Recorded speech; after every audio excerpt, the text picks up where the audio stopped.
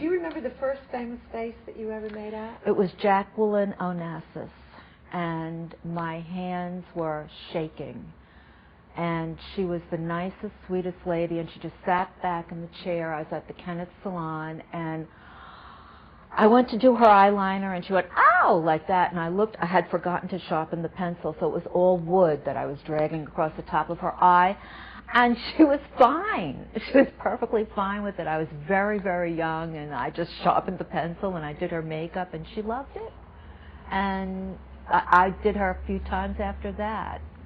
Did you do anything out of the norm for what she had come in with? Oh, yes. I mean, you never really would see Jacqueline Onassis with eye makeup on, and I gave her a big smoky eye, and she loved it. It was an evening makeup. I would write a lesson and tell her, you know, where to buy everything, and I knew she liked it because the girls in Bloomingdale's told me that her housekeeper had been around and bought all the makeup. I know in your early career you ran with Andy Warhol in the Studio 54 crowd. I did. I survived. That must have been, I can't imagine, how do you duplicate the adrenaline of that? You what can't. Fun. No, you can't. You can't. Every night. The rest of your life you just coast on that. That was, yeah. It wasn't a weekend thing. It was every night. Where are you going tonight? Studio. Where are you going tonight? Studio. Every night. It's a lifestyle. It was a lifestyle.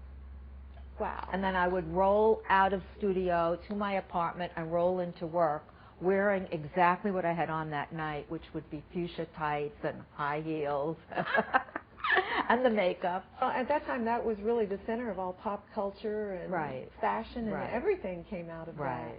Right. It was a lot of fun. The fashion magazines were amazing. I did loads of covers in those days. Cheryl Tiegs, Christy Brinkley.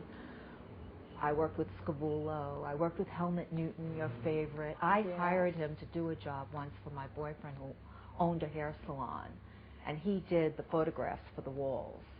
And he put the girls, Patty Hansen was one of them, naked underneath big hair dryers. Helmet hair dryers, and I put the big smoky eyes. It was so much fun.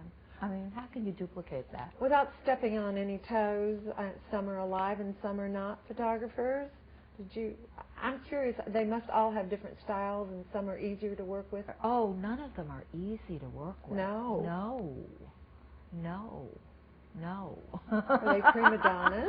Yes. The only one, I still work with Patrick Dumarchelier, and he's really easy because you can't understand him. He speaks this French-English thing, and no one knows what he's saying anyway, and he always gets the shot. He's really easy.